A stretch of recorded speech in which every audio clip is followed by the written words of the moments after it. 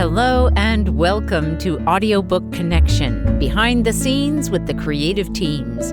I'm Becky Parker Geist and I'm your host. Audiobook Connection is your place to learn about the audiobook creative process and for authors to learn valuable tips on producing and marketing your audiobooks. This podcast is sponsored by Pro Audio Voices, helping great stories come alive through audiobook production and marketing.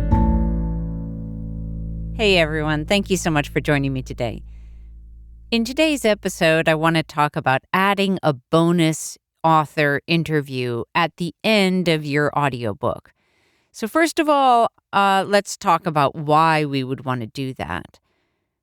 I'll speak first from my own perspective and experience as a listener, an audiobook listener, and that is that when I get to the end of an audiobook, first of all, I've only gotten to the end of it because I've enjoyed it. I wanted to keep listening.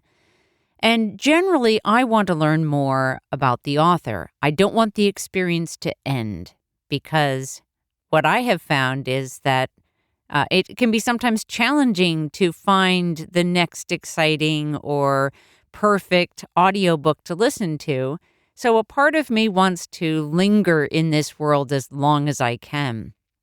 One great way to do that is to learn more about the author. And an interview is a really engaging way for me to have that experience.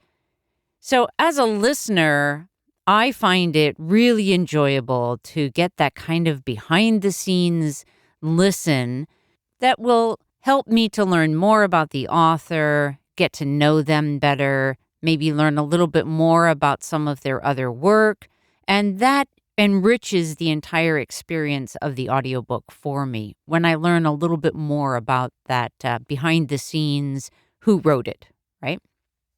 From the perspective of the author, you as the content creator, the interview gives you a way to have a greater impact with your audience so that you can let them know more about what's behind this story. And ideally, this will also be a way that will entice them to come learn more about you, listen to more of your audiobooks or read some of your books that maybe aren't in audio yet. Learn about whatever services or other options you may provide, whether you teach writing or are a life coach or run a business, whatever it may be, it doesn't matter. Even if it's not some add-on additional kind of service, you may just really want to keep them fully engaged with this one book that you've written, especially if you are planning to write any more. I consider both of these, from the listener perspective and the author perspective, really good, strong reasons why you might want to consider doing a bonus author interview at the end of your audiobook. Now let's get into how do you do it and who might be the interviewer. First off, you may have already done a recorded interview that you really like. And if you have, then what I would recommend is that you take a piece of that, not the whole thing.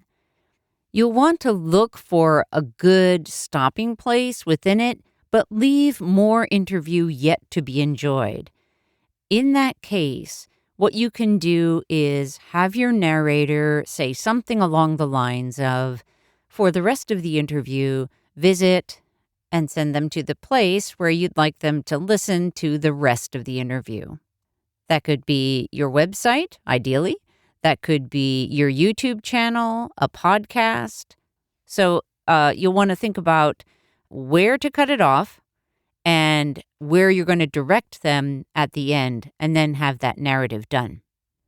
This then becomes a wonderful call to action for the next step for a listener in their journey with you. And if the interview that you're using as bonus material has a kind of different audio quality, it doesn't sound like it's done in the same studio, that doesn't bother people, really, because they recognize that it is from a different time. It is not from the studio recording of the audiobook itself. So just to allay any concerns in that regard. You still, of course, want to have that be as high a quality as possible, but don't stress out if it's not a perfect match with the rest of the audiobook. It doesn't mean that you would have to do it over again. Now let's talk about if you don't already have an existing interview that you want to use, and you may have interviews, but none that you feel like, oh, it's a really great interview. You may just have some that you think, well, that was okay, but I could do better. All right. So if you would like to create a new interview for your audiobook, one really great way to do that is if your narrator is willing to be the interviewer. That is a great person to conduct the interview and record that interview between the two of you. Now, depending on your geographical distance from each other, your studio setups, there are a lot of different variables. I can't really go into trying to identify them all, but just keep in mind that whatever you are recording, you always want the highest quality of audio possible and work from that standpoint. If, for example, you're going to do the interview over Zoom, which is an easy way to do it, you can record it through Zoom, but your narrator, at the very least, should use their DAW, their audio software, to also record their audio and then use that audio, not the audio that is recorded through Zoom. The quality of the audio will be significantly better if you're using audio recorded through their DAW. On the other side, your audio, one of the ways to quite simply and inexpensively create a better sound for you is if you do not already have a microphone or cannot record your part of the interview in a studio, because you can go to a professional studio and have them help you with that process. But let's assume you want to do this in a less expensive version, but you don't yet have a microphone that you can use. Just buy one. You can get a good quality microphone that will serve this purpose for less than $100, and the sound quality will be far superior to just using your computer microphone and the Zoom audio. To take it up one more notch, just as I recommended that the narrator record into their audio software, you could actually do the same thing on your end. So you could be conducting the Zoom call just as a Zoom call, and you wouldn't even necessarily need to record that, although I do recommend that you do record the Zoom call in any case. It gives you a backup as well as a video version in case there are clips from that would be helpful in your marketing. But the coming back to the point of how you would record your own audio in that context is you could get free audio software such as Audacity or GarageBand and record with your microphone in that audio software. That way you're then, improving your audio quality even more. Coming back to the who of who is going to be your interviewer, I would recommend that you talk through with your narrator if they're going to be the person to interview you, because they're very familiar with your content. That is one reason I'm suggesting that they may be a really good person to conduct the interview. And but you may want to first check and see what questions they think they might like to ask you, because not everyone is a great interviewer naturally, but you can provide questions for them also. So even if they don't come up with questions that you think you would like to be answering in that interview, they may have some, and then you could provide some that they could ask you. Keep in mind when you're doing the interview that you want to, again, just as I recommended, if you already have an interview, you're going to want to find a stopping place, a kind of cliffhanger, if you will, where you can have more content that is additional to what you're going to provide as the bonus material. So think about the questions that you want to answer. What will be particularly revealing or interesting or intriguing that you can share in that interview? And make sure that then the questions are going to lead you into being able to share that, and know where you're going to have the cutoff. You don't want to say it in the interview because it's not like you're trying to trick anyone, but you want to conduct the longer interview, but you want to have a place that feels like a natural cutoff that you can then split out your interview in this way as a bonus interview, or even as a teaser somewhere else for either the audiobook or for the full interview. There are so many ways to use this kind of content. So you may even want to consider things like, when you answer a question, just either give a little extra pause or take a moment to think about, when you're listening back to it, is, could that question and answer stand on its own? If so, that might make a nice little marketing piece. So just something to consider. One of the reasons that I recommend that you record it on Zoom in any case, or something like Zoom, it doesn't have to be Zoom itself, but something where you also have a video component that is being recorded, is that there can be little clips from that could be of interest. And you may want to put some of those on YouTube for marketing. You may want to share some in social media. So always when you're creating content, as much as you can, and as much as makes sense, use the different formats of the content to help leverage each other piece.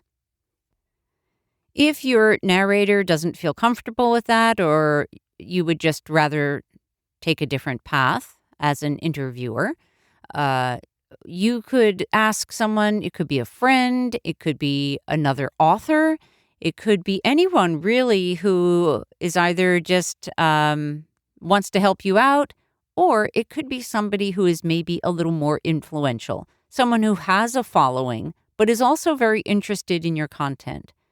To find that person or identify that person, think about if you already have developed a relationship with somebody. Maybe you've asked for advance praise for your book from somebody who has a circle of influence. They might be willing to interview you, and you should certainly at least ask. If you don't ask, obviously it won't happen. If you do ask, it might still not happen, but maybe it will. And that could be really helpful. You might ask somebody who has a podcast, because that could be great content for them as well. Not only is that a win-win where each of you are gaining content that is useful to you, but it's also very helpful for both of you in terms of cross-promotion.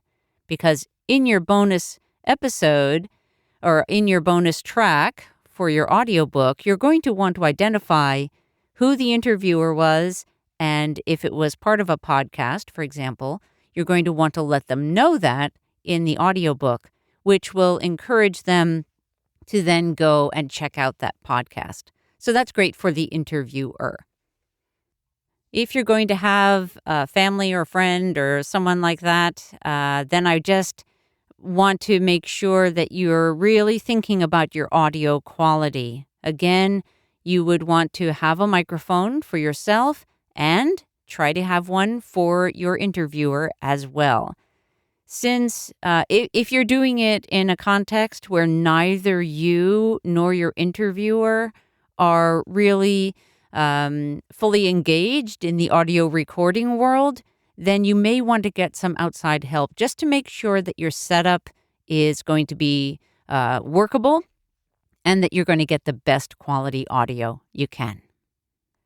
And I think we'll wrap it up there. As always, if you have questions, please reach out to us at proaudiovoices.com. We love hearing from you. We love getting your questions that we can answer through these podcast episodes. Have a great day, and thanks for listening. Thanks for joining us for Audiobook Connection, behind the scenes with the creative teams.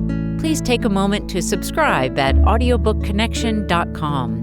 The podcast is sponsored by Pro Audio Voices, helping great stories come alive through audiobook production and marketing. Learn more at proaudiovoices.com. Again, thanks for being with us, and please join us next week.